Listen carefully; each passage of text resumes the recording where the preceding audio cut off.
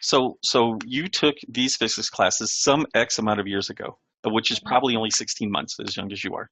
So Mhm. presuming then, but let's pretend that you took them 20 years ago when you were in like not even born yet, I'm sure. So when that happened, what's the difference between the thought of physics 20 years ago and today? How much of what they thought 20 years ago has been proven correct? How much of it has been proven wrong? And how much are we still like, not fucking sure? You are listening to Author Shenanigans, two authors separated by a common language. Physics hasn't really changed in the last 80 years because I mean, we've been doing like lots of theories and calculations, and I'm talking theoretical physics, not applied physics. So you have like this band, this kind of continuum. So you have like down at this end, like the most abstract and most theoretical and most, pie in the sky, But I like thought we had Higgs boson now. fringe kind of the Higgs boson. Yeah, is it boson? Yeah, Higgs boson. So you have bosons and fermions, and this is a type of boson, which just sits in the standard model, which was actually hypothesized probably 80 plus years ago. Okay. Right. And So, proven today, or proven recently. well, so I mean, like we've been using, so when we're saying proven in these Mhm. terms, all we're saying is that experimental data has confirmed the hypothesis. Mhm. But when we're planting these hypotheses, they're only models, they're representations of how we think the world works. And then now and again, we come up, well, all the time, we come up with data that deviates from what we expect. And so that spurns new theories and new ideas and variations on the model that we've already created. Mhm. So what I was saying was that you have like this kind of body of how we use the world, and in amongst that you've got like the standard model, you've got things like cryptography that we kind of use but we don't fully kind of understand, like quantum cryptography and all its ins and outs. And then you have like quantum loop gravity. Down at this extreme you've got like string theory, which was the rabbit hole that I ended up going down, and had I stayed in academia I would never have come out. And no, it's true. Like if I were to say like the biggest career mistake that I've ever made, Mhm. and like I don't regret it, because I think like being able to do that kind of mathematics or just having an insight into it gives you so much in terms of like the faculties of the actual brain matter, but also like an awareness of different ways of thinking. And it was great. It was awesome for what it was. But in terms of like having an academic career, it was fucking suicide. And I jumped down that rabbit hole with 2 feet and like with not enough information of the whole picture. And anyway, so there was no future in that for me. Because also, anyway, that's right. So then you come up to like the kind of physics that we know and use, and then like at this end, you've got engineering, which is where people take the physics that we know and trust, and then they go and build bridges with it, and they go and develop new materials, and they go and do like amazing shit with it. And then you have, I mean, PayPal came out of cryptography that we kind of sort of think we understand, right? And so then you get onto like stuff that's like super well established, that is kind of in mainstream knowledge and common parlance and all that kind of thing. And that's where we're kind of getting to, like climate change is a thing. And so climate change is kind of on this cusp where like it's still being talked about by politicians as if it's not real. And like every fucking scientist on the planet is going like, seriously, like we can point to all of these things. So it's kind of like not quite tipped over yet, but it will eventually. Give it maybe another 20 years or so. At the moment, it's still a matter of belief. And then you have things like, what was I going to say? Anyway, you get the idea, don't you?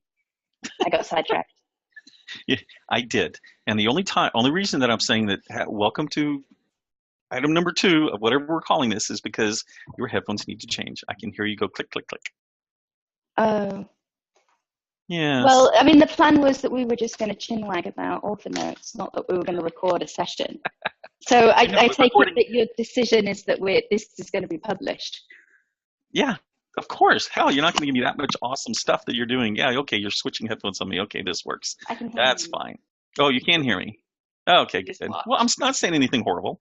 So, but yes, yeah, I assumed once you start off going down, I mean, this is awesome stuff, and it plays right into my author notes related to since I don't know how many people who watch this will necessarily read the book or read the author notes in the book, but in the fourth book of Michael, so the second Dark Ages, book 4, called Dawn Arrives, which Ellie, both words together, and I did, but I will speak to the fact that I ended up on a trip to London. I answered somebody on my phone asking about something that was kind of relevant, but I couldn't get Can to I them. just say the problem with putting this as like an actual thing is that I'm not wearing makeup or anything like.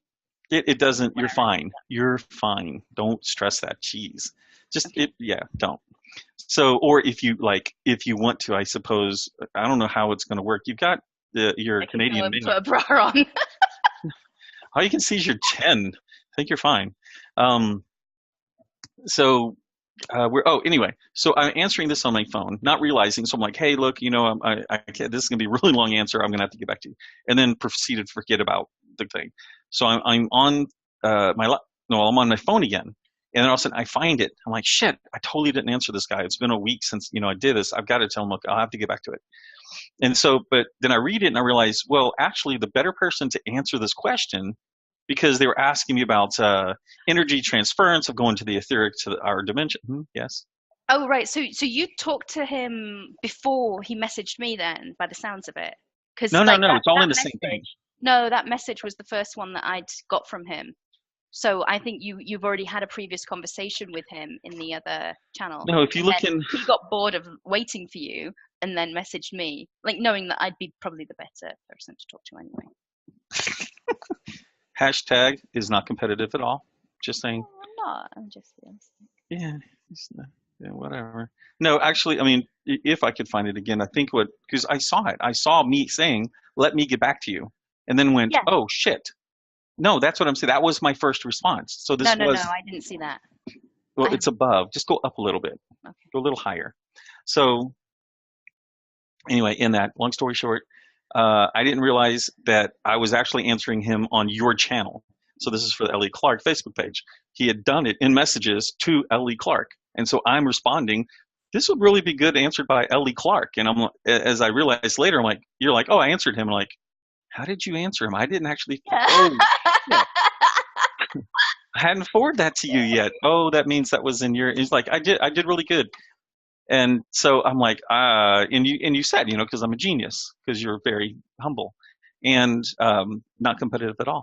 And so with that, I was like, no, I didn't. I know you're a genius, but I didn't because it was in your area. And then you made a comment about how fucking genius it was. And I'm like, well, now I have to go read it.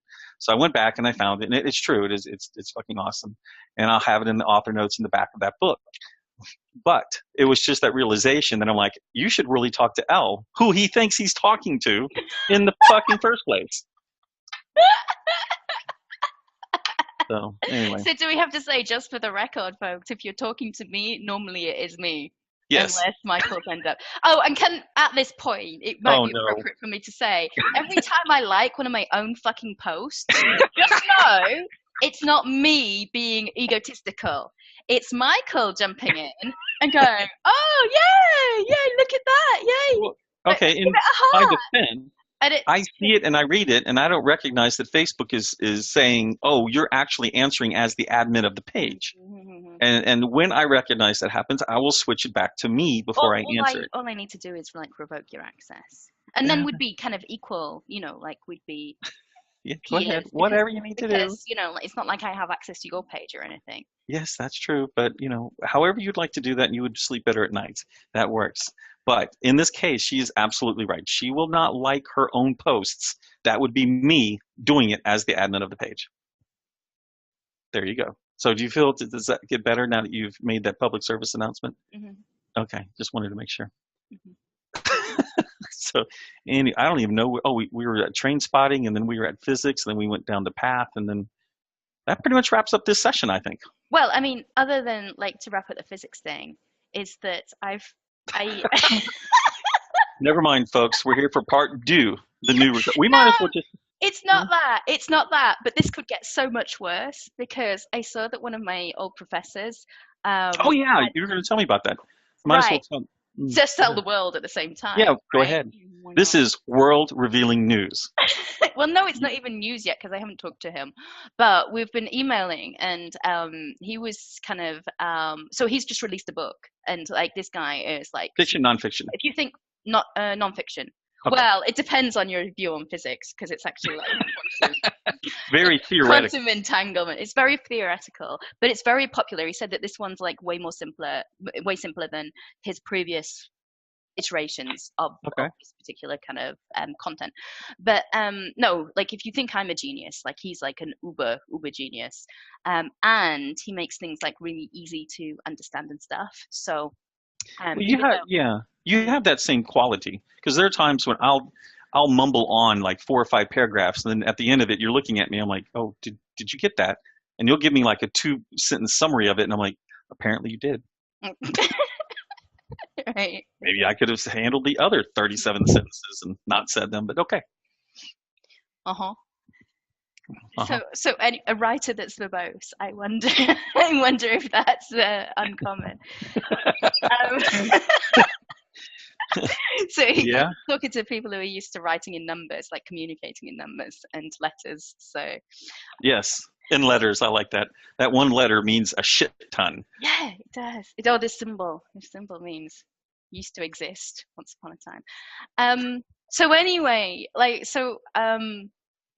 he said something about like my books and blah blah, and I was like, oh, come and write in my universe, because of course, you know, you've got like, oh my god, this would be so cool, like I'm so excited. So anyway, I'm trying to get him on a call. We'll see. That'll be good though. That'll be It interesting. would be awesome. It would be awesome. So but I don't know, like he's got to decide if he wants Just tell him, it's a just lot of the work. next, write with the next female Isaac Asimov. Yeah. No, but You know, he'd want to be like the Isaac Asimov. that's fine. So Isaac's dead. He's not going to care.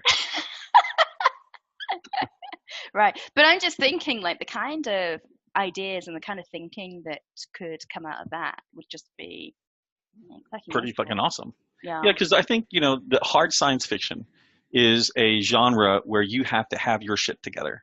Therefore, I don't write in it because I don't have my shit together when it comes to that stuff. Mm-hmm.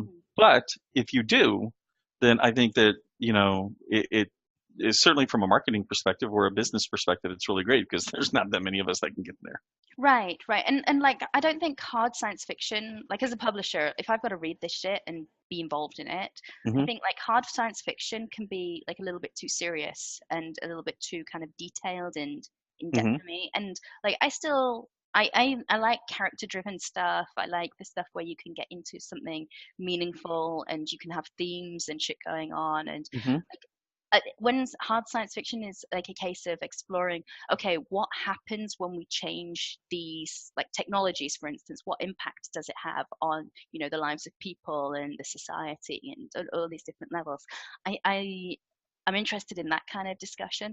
So with the new universe being like a bit tech magi, like, so it's got Hmm. this element of like really, really, really fringe science kind of appearing a little bit like magic, but it being kind of rooted in technology or rooted in, some of these higher conceptual kind of ideas. Like we were talking about in that message about the physics of what happens when you cross dimensions, or can Hmm. you having dimensions intersecting and all that kind of shit. I think that would be a really cool place to kind of have a physicist I writing. think, yeah, no, I completely agree with you. And I think that term fringe science, as a reader, I would be instantly drawn to that Oh, because, cool. if what you're telling me is that you're going to give me the theoretical stuff and how it could possibly play as if it really worked in here, that would Right. be really, I would, if you said hard science, fringe science, I'm like, oh, no doubt, fringe science. That's what I want. I would go to that. Cool, cool. Yeah, and I think that will then melt in with the spectrum part of the fantasy, rather than, Yeah. like this is technically accurate and we're having space battles with 524,000 ships and we're going X number of light years to yeah. So Yeah. Well, I know, yes, I am aware. But not that I've 520. ever read any of this. Like, so I'm talking like I know that So I've you're talking out actually your read ass, is what something, you're saying. but I'm talking based on conversations that I've had with friends who are doing this kind of thing, and like the idea of writing that or being able to police that even in my own mind is just Too much. too much. Okay. All right. So now we're ending the second official discussion of two science fiction authors talking a lot of shit. Okay. This is number 2. Where was number This- 1? Number 1 was the rant yesterday. Well, I think 2 days ago, but yeah, it's like cryptocurrency.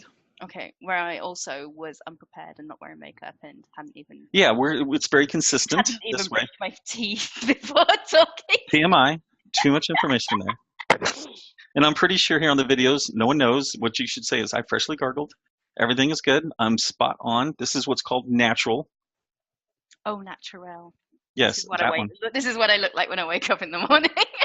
Yes, it's refreshing. You are out there for women and power, women power, no makeup. You know, just oh yeah, that's the thing, isn't it? yes, Yeah, absolutely. okay, let me claim that hashtag. What is it? I have no idea. Not something I use. Hashtag all natural women power. But you're a guy. Yes, but we like to co-op shit. So Okay, yeah, but we were also going to talk about your hair. no, we weren't. No, we can save that for number 3, where Mike assumes that Ellie will forget this. Okay, great. Adios. Just like you forget my name. That's all right. It's fine. Okay, to be fair, you Alright, have no, multiple fucking names. It's fine. It's fine. You just called me by someone else's name. It's okay. Lori, Laura, whatever. Yeah. Yeah, names. Okay. Guys, give him a hard time over it. Names and recording is still going. I still see the recording symbol. Nice try. So what Nice am I going try. to end the recording and then Yeah. We'll we're continue actually on meant the. to talk about? Yes, absolutely. We're going to carry on with our meeting. Yes, we're going to carry with our meeting. But that red light's got to go. Okay. Bye, guys. Bye, guys. You've been listening to Author Shenanigans. Two authors separated by common language. I'm Ellie Clarke, author of... I couldn't even say my name then. Here we go. That's right. Go ahead. Did you spell it right? Fuck off. You've been listening to Author Shenanigans. Two authors separated by common language. I'm Ellie Clarke, author of The Ascension Myth. And I'm Michael Anderley, creator of the Arthurian Gambit. And you can check out other episodes on lawnfairies.com. Bye for now. Ciao. Arrivederci. Auf Wiedersehen.